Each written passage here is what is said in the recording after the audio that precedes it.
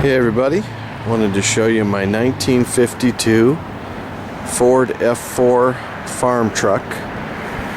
She's mostly original, 42,000 miles, found her shoved in a corn bin near Toledo, Ohio.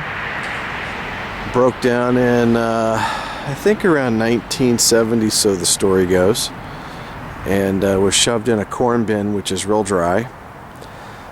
And there was virtually no rust on it. The fenders had dents on them from working around the farm, so it's been repainted from about the door handles up. You probably can't see in the video, but she's several shades of red, but all solid, completely original.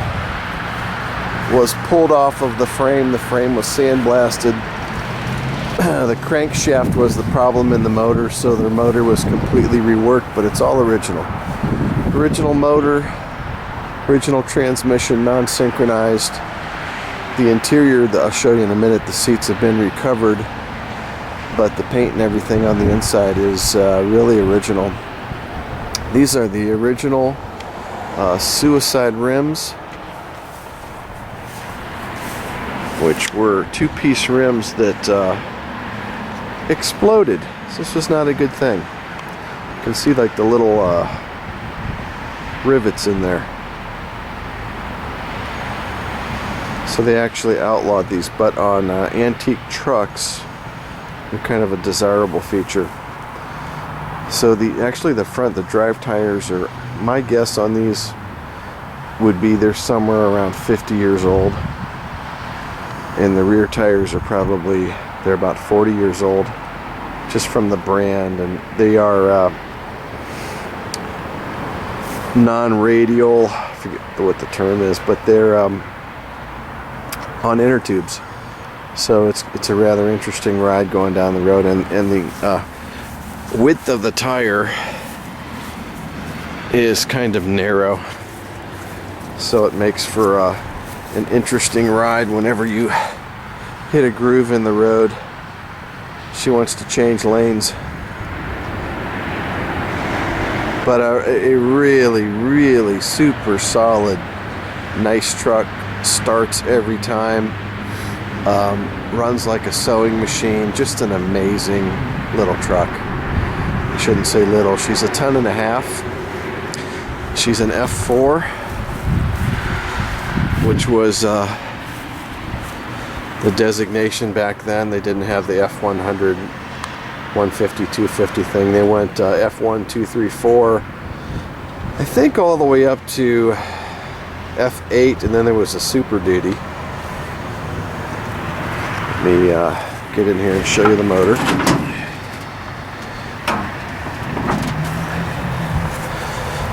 This is the original 239 flathead V8 with a single barrel carburetor, and everything in here is box stock, with the exception of an electric fan we were forced to put on the radiator just to keep it cool enough. Oh, and it has been converted over to 12 volt. Originally it was 6, but other than that, nothing's changed. No modifications. The paint in here is all original. The hood, all original. These horns sound like air horns on a diesel. They're original equipment.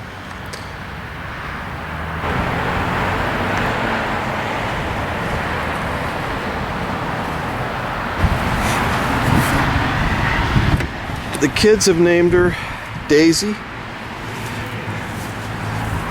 And this is an interior shot. I mean, of course, absolutely no frills whatsoever. But everything in working condition. The turn signals work, the lights work, the speedometers work. The only gauge that was not working was the oil pressure gauge, so we put that guy on just so we could know what was going on with the motor. The Magic Air heater even works. And of course the non-synchronized stick shift, which is a manual 5-speed. and the seat's been recovered, but the everything to original colors. The wipers, I'll show them when it's running, but they were vacuum, not electric, and that's kind of a strange combination because when you step on the gas, the engine needs the vacuum, so your wipers stop working. So I'm trying to think who at Ford thought that was a good idea, but actually it wasn't Ford, it was all cars of the time. They used vacuum wipers, which was really a kind of a strange thing because they had electric motors at this time, but they weren't using them. Even the dome light works with the door. So she is in amazing condition, kind of a time capsule vehicle, and truly a real barn find. I'm gonna fire her up here so you can hear how she runs. Okay, so what you do, you turn the key to the on position, but that doesn't turn the starter. Over here to the left is the starter button, and you have this is lights. This is the lights for the stake bed. This is a throttle, which just made it idle faster. And this is your choke, right over here. She's been running today, so we shouldn't need the choke, so we'll just pump her one time, let her sit for a second, push in the clutch, hit the starter, she fires right up.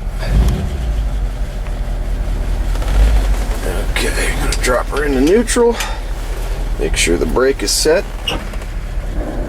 And we'll step outside so you can hear the engine from the outside. Okay, she's running. You probably hear it. You're not going to see much. I mean, it is quiet, quiet, quiet. Everything works just as it should.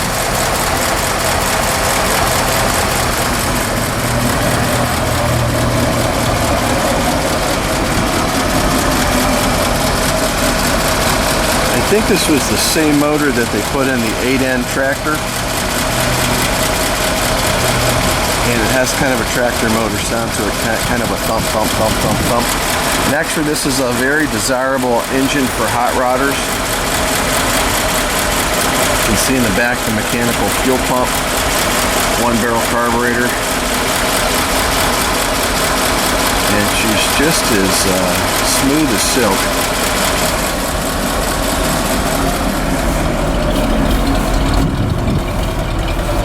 Here's the exhaust.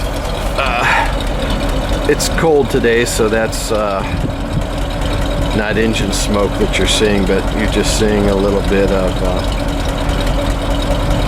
it's just chilly, so you're getting it's showing a little bit, but it's not blue smoke, it's just white smoke from the engine being cold. But she doesn't smoke it all going down the road.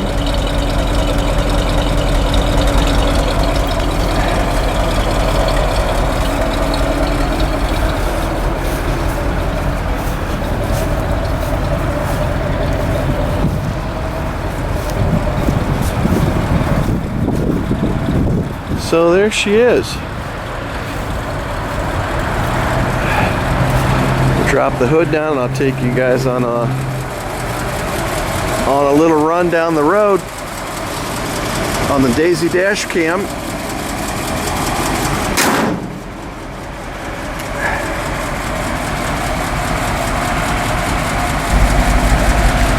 Okay.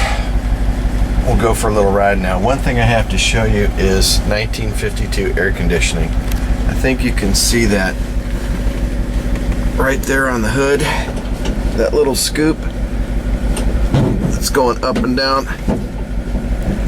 That pulled air into the cab. And that was it. But actually it works great. It actually keeps it pretty cool in here when you're going down the road, even on a hot day. So that's it. We're going to take off now using Daisy Cam. So let me attach it to the visor and we'll go for a little ride. Okay, there's Daisy Cam. Got one more car to go around me here. I think earlier I said it was a 5-speed transmission. That's wrong. It's a non-synchronized 4-speed. And first gear is a creeper gear, so I really never use it. But if you've ever, not many of you probably have, because these are prehistoric transmissions, but you have to match the engine revolutions to the gearing. You don't just push the clutch in and shift. Oh no. So this is done kind of by, you just get used to the vehicle, the sound of the engine, matching the speed of how quick the gears are turning, and you have to just try to get it into gear. When I first got this thing, it was crazy trying to figure this out. And I'm pretty good at it now, but on camera, who knows what will happen here. I'll probably grind them a little bit, but so you can get a feel for it. Here we go. We're going to take off in second. And we're going to double clutch. There's third.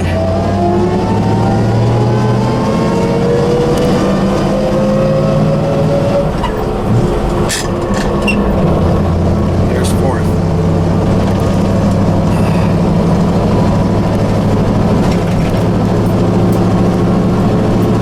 Top speed's about 45 miles an hour on a straight road. Right now we're at about 35. And of course, downshifting with a non-synchronized transmission, I can't even begin to tell you how to do that one.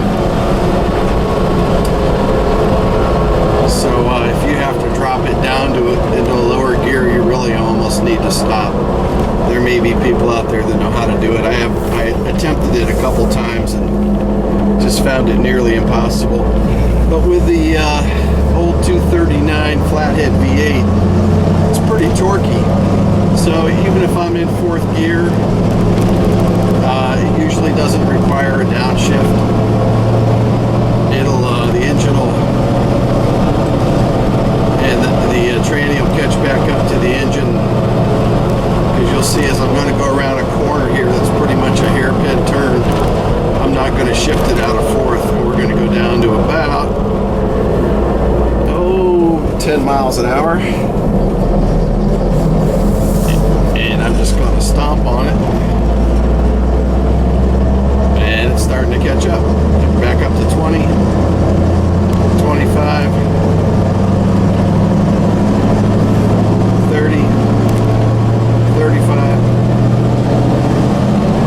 40. And the old girl really runs amazing.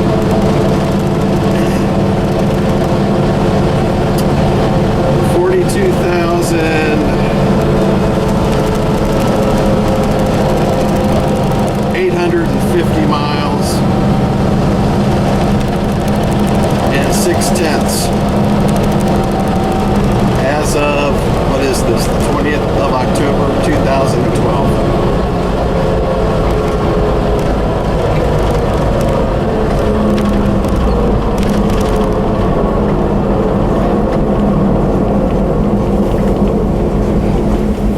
So that's Daisy, folks. Just wanted to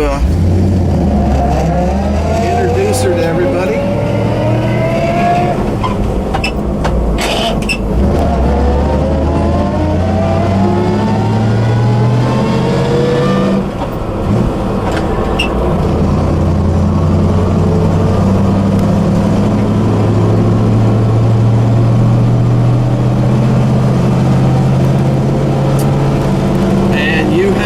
Been driving Miss Daisy with 8th Avenue. There is the left turn signal working. There's Miss Daisy with her lights on.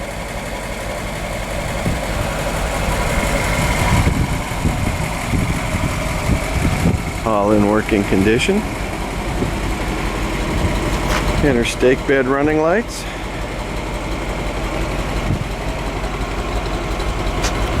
And there's some Halloween pumpkins.